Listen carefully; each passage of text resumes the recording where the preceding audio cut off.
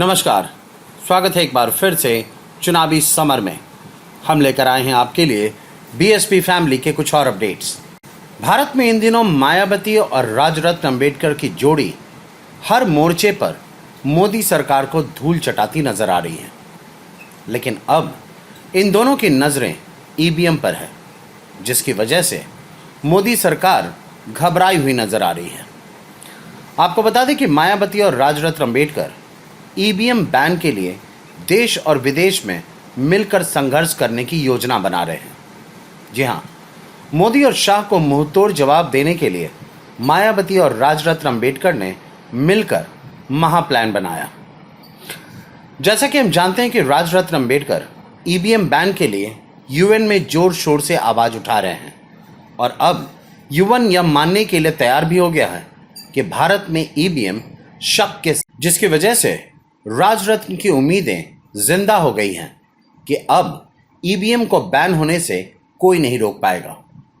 वहीं इसके लिए राजरत्न अंबेडकर ने मायावती के साथ मिलकर ऐसे चक्रव्यूह का निर्माण किया जिससे बाहर निकलना मोदी और शाह के लिए भी मुश्किल नजर आ रहा है। आपको बता दें कि राजरत्न अंबेडकर और मायावती अब सिर्फ विदेश ही नहीं बल्कि देश में भी चुनाव आयोग को मजबूर करेंगे कि वो ईवीएम को बैन कर दे।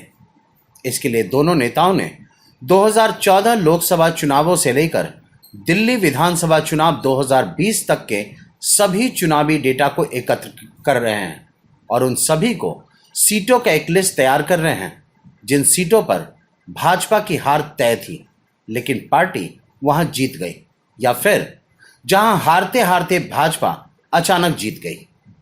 वहीं राजरत्न अंबेडकर और मायावती उन सभी नेताओं के बयान को भी एक जगह जमा कर रहे हैं जिन्होंने ईवीएम को लेकर संदेह जाहिर किया था। इसमें भाजपा और इसके सहयोगी दलों के नेता भी शामिल हैं जिन्होंने चुनावों से पहले या बाद में कहा था कि ईवीएम की वजह से जीत मिलेगी या मिली है। इसके साथ ही यूएन के पूर्व महासचिव के बयान को भी आधार बनाया जा रहा है, जब उन्होंने कहा था कि भारत के 2014 लोकसभा चुनाव में ईवीएम की भूमिका संदेह में है। इस तरह मायावती और राजरत्न अंबेडकर मिलकर भाजपा को मुंहतोड़ जवाब देने की रणनीति बना रहे हैं, जिसके दम पर चुनाव आयोग को मजबूर होकर ईवीएम बैन करना पड़े।